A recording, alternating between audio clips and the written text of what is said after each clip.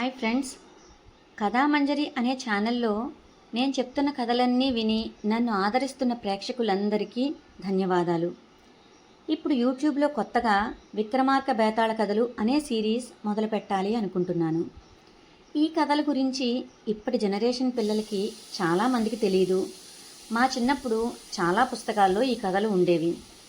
ఆ కథల నుంచి మ్యాటర్ తెలుసుకుని, ఇంకా పెద్దవాళ్ళ నుంచి మ్యాటర్ తెలుసుకుని యూట్యూబ్లో ఈ సిరీస్ మొదలు పెట్టాలి అనుకుంటున్నాను. ఇందులో ఏమైనా పొరపాట్లు ఉంటే మన్నిస్తారు అని ఆశిస్తున్నాను. ఈ కథలు విని నాకు సపోర్ట్ చేస్తారని కూడా ఆశిస్తున్నాను. ఇంకా విక్రమార్కుడు గురించి చెప్పాలి అంటే ముందు భోజరాజు కథల నుంచి మొదలు పెట్టాలి. ఎందుకంటే భోజరాజు ద్వారానే విక్రమార్కుని సింహాసనం బయటికి వచ్చింది కదా. అసలు మొత్తం కథ తెలుసుకోవాలి అంటే భోజరాజు నుంచి మొదలు పెట్టాలి. ఇంకా కథలోకి వెళ్ళిపోదామా? పూర్వం ఒక పేద బ్రాహ్మణుడు తాను ఉంటున్న ఊరిలో పేదరికం భరించలేక ఊరు వదిలేసి కాశీపట్నానికి బయలుదేరాడు. కాశీలో ఆత్మహత్య చేసుకుని చనిపోదాము అనుకున్నాడు. కానీ కాలం తీరి కాశీలో చనిపోతేనే మోక్షం వస్తుంది అని తెలిసింది. అంటే అనుకోకుండా చావు వస్తేనే మోక్షం వస్తుంది అని. ఇలా ఆత్మహత్య చేసుకుంటే చావు రాదు అని అతనికి ఒక సిద్ధుడు చెప్పాడు. అదే ప్రయాగకు వెళ్ళి ఎలా మరణించినా తీరని కోరికలన్నీ తీరతాయి అని కూడా సిద్ధుడు చెప్పాడు. ఆ విషయం తెలిసి ఆ పేద బ్రాహ్మణుడు ప్రయాగకి బయలుదేరాడు. త్రివేణి సంగమం వద్దన అతను నుంచుని ఆత్మహత్యకి పాల్పడ్డాడు. కానీ అప్పటికే అక్కడికి ఒక నలుగురు ఆడవాళ్ళు వచ్చి ఉన్నారు. ఆ నలుగురు ఆడవాళ్ళు రకరకాల కోరికలు కోరుకుంటున్నారు.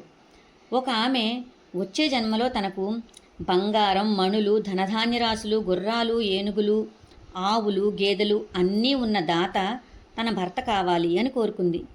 ఇంకొక ఆమె తనకి వచ్చే జన్మలో వచ్చిన భర్త ముఖంలో సరస్వతీదేవి తాండవించాలని, ఆయన ముఖం చూస్తే అందరికీ కవిత్వం రావాలని కోరుకుంది.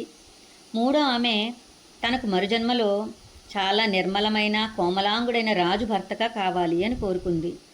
ఇక నాలుగో ఆమె అందగాడు, కళాప్రవీణుడు అయిన భర్త కావాలి అని కోరుకుని నలుగురు ఆ త్రివేణి సంగమంలో మునిగిపోయి ఆత్మహత్య చేసుకున్నారట. ఈ విషయం విన్న బ్రాహ్మణుడు ఆ నలుగురు యువతులు తనకు వచ్చే జన్మలో భార్యలు కావాలి అని కోరుకుని మరీ త్రివేణి సంగమంలో మునిగిపోయాడట. ఆత్మహత్య చేసుకున్నాడు. అతని కోరిక దేవుడు విన్నాడు. అతని కోరికని తదాస్తు అన్నాడు. దీని తర్వాత వచ్చే జన్మలో ఆ పేద బ్రాహ్మణుడే భోజరాజే జన్మించి ధారానగరాన్ని, ఈ భూమండలాన్నంతటినీ పరిపాలించాడట. ఇది భోజరాజు గత జన్మ వృత్తాంతం. నిజానికి భోజుడు పరమపార వంశపు రాజు. ఆయన క్రీస్తు శకం 1000-1055 మధ్య మాళవ దేశాన్ని పరిపాలించాడు. చారిత్రాత్మక పురుషుడు, బహుపరాక్రమవంతుడు, దానశీలుడు అని చారిత్రక శాసనాలు ఉన్నాయి. భోజరాజు గత జన్మ వివరాలు తెలుసుకున్నాం కదా. వచ్చే భాగంలో భోజరాజు గొప్పతనం గురించి తెలుసుకుందాం. సరేనా ఫ్రెండ్స్? వచ్చే భాగం వరకు వెయిట్ చేద్దాం.